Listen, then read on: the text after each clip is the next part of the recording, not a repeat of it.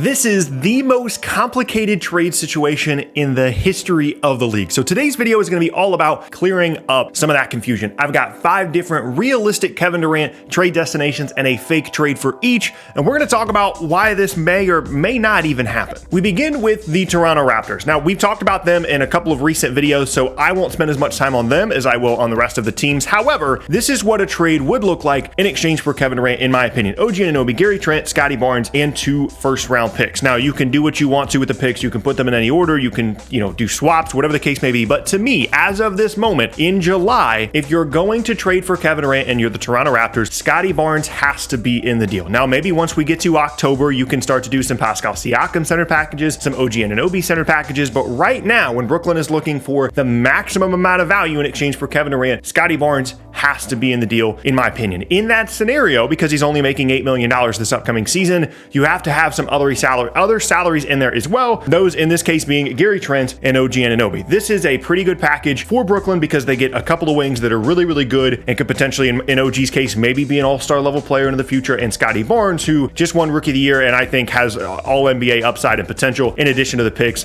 Right now, if this deal was on the table, I think Brooklyn would think really long and hard about accepting this deal. Right now, though, it doesn't seem like Scottie Barnes is on the table. Again, this could change as we move forward into the future, but in terms of simplicity and getting good value, Toronto, to me right now, is at the top of the list for Brooklyn in a Kevin Durant trade. Next up now is the Golden State Warriors, a team that from a basketball standpoint makes a lot of sense for Kevin Durant, but obviously the big obstacle here would be KD being willing to go back to Golden State after all the criticism that he took for going there in the first place. Some people are making the argument that it won't really matter that much this time because he's being traded there with 4 years left on his contract rather than going there as a free agent, but he would still kind of have to okay the trade to go to Golden State, so the Golden State knows he'd be happy being there. So I think people would still criticize him a lot. However, from a basketball standpoint, it would basically be the young guys, Wiggins, and some picks in exchange for Kevin Durant. Now, Wiggins is on that designated rookie max extension that Ben Simmons is on, that Donovan Mitchell's on, that Bam Adebayo is on. You can only have one of those guys per roster. So this particular trade, without trading Ben Simmons, will not work. But the reason I've included in the video is this, because everybody wants to talk about this rookie max extension and this deal won't work and that deal won't work. If Brooklyn's primary goal right now is let's get the most we can out of Kevin Durant in a trade, and having to move Ben Simmons within that deal, in my opinion,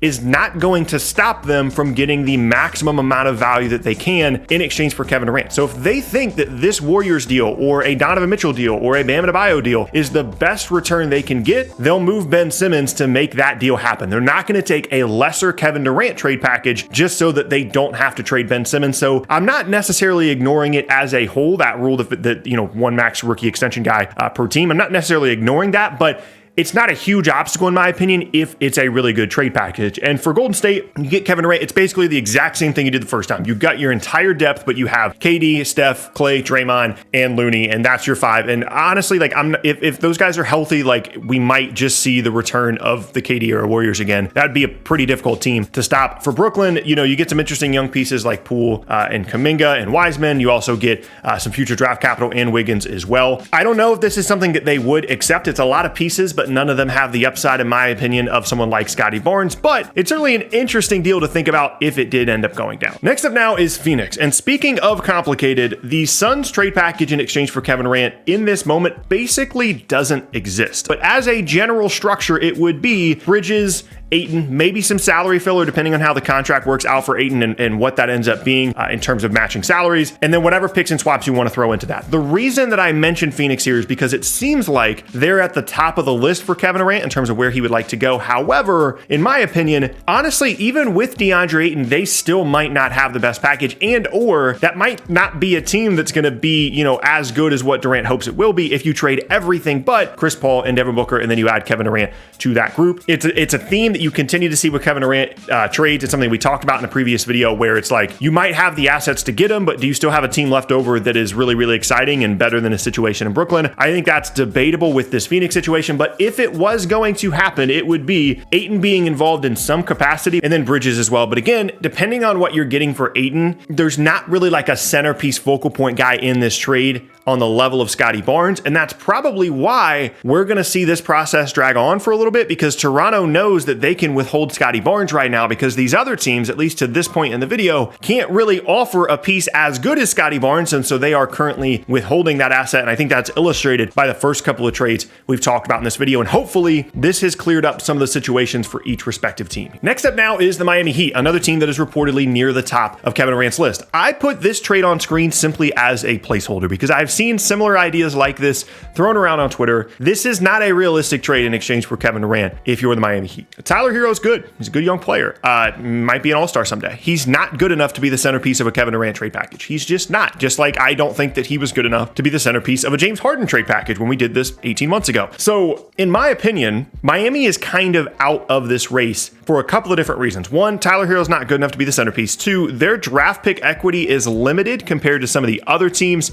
And three, Bam kind of has to be in multiple places at once. Like Bam almost has to be in the trade because Herro's not enough individually as an asset. That means that Simmons has to go somewhere else because Bam is on the rookie extension thing. Again, I don't think that's a huge issue. I think Brooklyn would move Ben Simmons in order to get Bam if they get decent value for Simmons. But four, Bam also needs to be on this Heat roster for it to be at all interesting, even with Kevin Durant added. They don't have anybody that's remotely close to being able to make up for what they'd be losing by Bam Adebayo leaving. Like Kyle Lowry's fine. Jimmy Butler's really good. Kevin Durant, of course, would be an awesome addition, but then you're just looking at basically nothing else on this roster. And in comparison, for example, to a team like Phoenix, trading Mikal Bridges, obviously he's a very good defensive player, good 3-and-D wing, but like they have other guys on their roster potentially, whether it be Cam Johnson, if they kept Jay Crowder, like that's not a massive loss. Miami doesn't have a 5 option to replace anything remotely close to what Bam provides them. And Kevin Durant's going to want Bam Adebayo there as well. I don't think as of this moment, unless there's a 3-team construction that I can't figure out, I don't think Miami is a realistic option. I think it's more likely that he ends up somewhere like Phoenix, Golden State, or Toronto than ending up in Miami, in my opinion. Last up on the list now, though, is the Boston Celtics. And this is a team that I think is a very under the radar potential Kevin Durant destination. Now, to me, the biggest issue with this is 2 things. One, the narrative of Kevin Durant going to teams that he just lost to in the postseason. Like him going to Golden State in 2016 after they lost to the Warriors. They lost a 3-1 lead in the playoffs and then signing with them. Not great. Then to get swept by Boston. And again,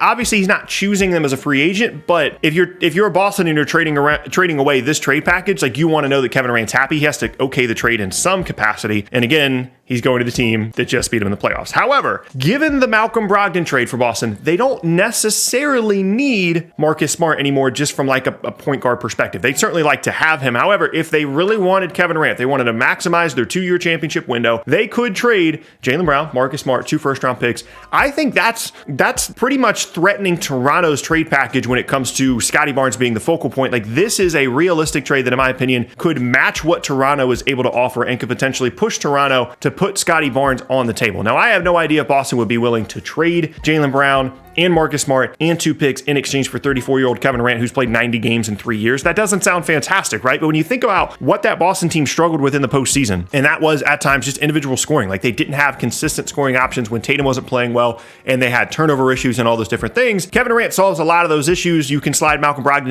into the point guard spot, and you have a really good unit there. However, I think there's a couple of issues here. Even though Kevin Durant has, I would assume, a pretty good relationship with Ime Udoka, considering he came off the Nets bench when he decided to become the Celtics head coach, I do think that the optics of him joining the Celtics is, worst case, a little bit messy. And I'm not sure Boston would trade Jaylen Brown for Kevin Durant. Like, that doesn't really fit their timeline super well. They're still a really young team. They just went to the finals. It would be pretty unprecedented for a team that made the finals to trade their 26-year-old two-way wing for a 34-year-old guy to try and win a title in the next 2 seasons when the rest of the roster is so young and they still have room to grow. Even though I think it would be a roster upgrade over Jaylen Brown, I'm not sure that's realistic. And then there's the free agency of Jaylen Brown, which is coming up here in a couple of years. He's going to want a max deal. And if you're Boston, maybe you could look at this and say, well, let's just go ahead and trade him so we have Kevin Durant locked in for 4 years. But then if you're Brooklyn, you're thinking, well, we have no relationship with Jaylen Brown. We could trade for him and lose the centerpiece of a Kevin Durant trade in 2 seasons. And then suddenly we're kind of like having our whole organization being held hostage by the possibility of Jaylen Brown leaving in 2 years. years because everybody knows that's the guy that we traded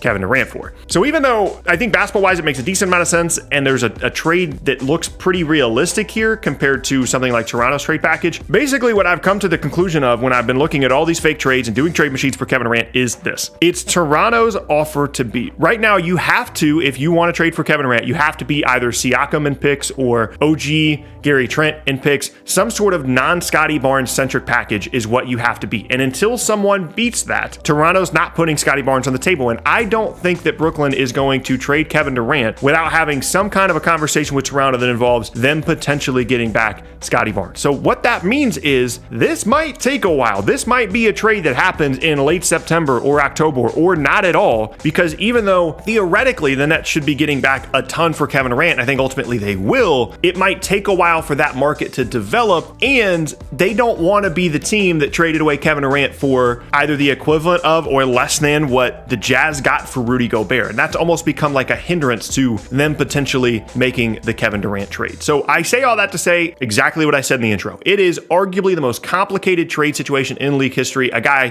34 years old, tore his Achilles a couple years ago, has played 90 games in 3 years, but everybody believes when fully healthy is an MVP level player, has 4 years left on his contract. And if you trade for Kevin Durant in almost any scenario that you have a couple of other, borderline all-star caliber guys on your roster, you're a championship contender for the next 2 seasons if he's healthy. But how much of your future, in Toronto's case, in Boston's case, Golden State's case, are you willing to mortgage for that 2-year window? That is the question of every single Kevin Durant trade machine.